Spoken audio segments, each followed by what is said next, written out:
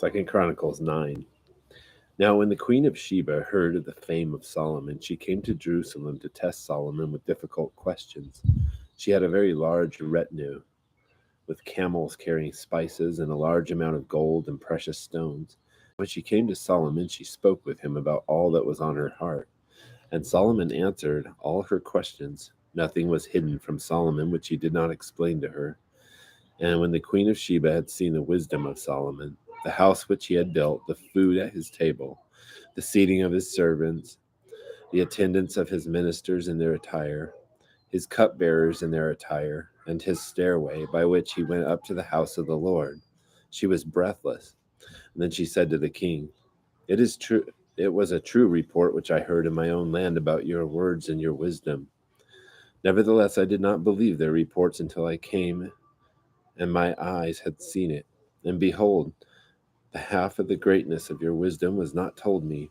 You surpassed the report that I had. How blessed are your men! How blessed are your servants who stand before you continually and hear your wisdom. Blessed be the Lord your God who delighted in you, setting you on his throne as the king for the Lord your God. Because your God loved Israel, establishing them forever. Therefore he made you king over them to do justice and righteousness." Then she gave the king 120 talents of gold and a very great amount of spices and precious stones. There had never been spice like that which the Queen of Sheba gave to King Solomon. And the servants of Hiram and the servants of Solomon who brought gold from Ophir also brought algum trees and precious stones.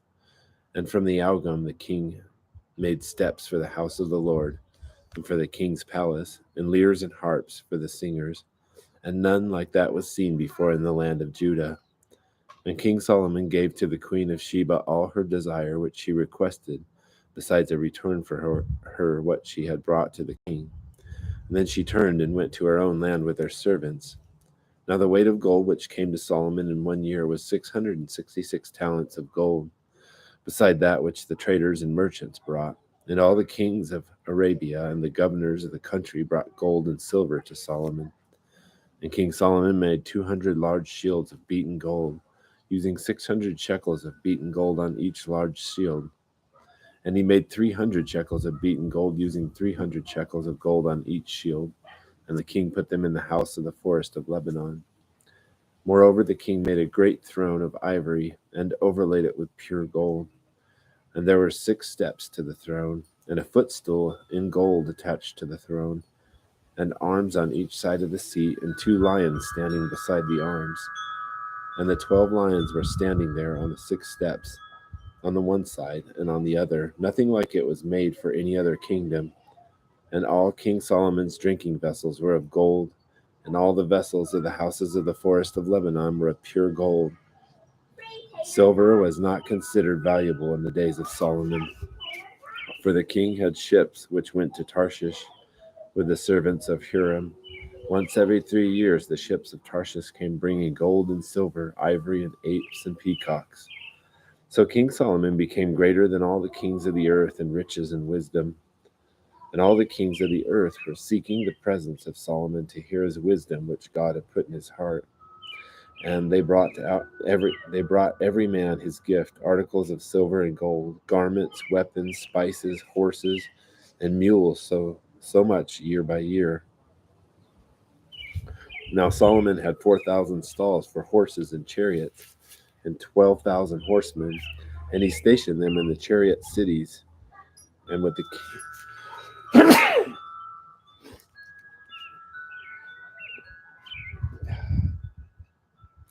stationed them in the chariot cities, and with the king in Jerusalem.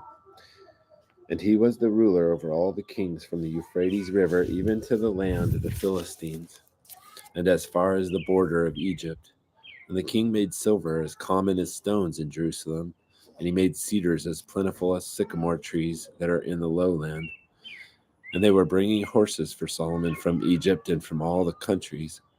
Now the rest of the acts of Solomon from first to last, are they not written in the records of Nathan the prophet, and in the prophecy of Ahijah the Shilonite, and in the visions of Iddo the seer concerning Jeroboam the son of Nebat?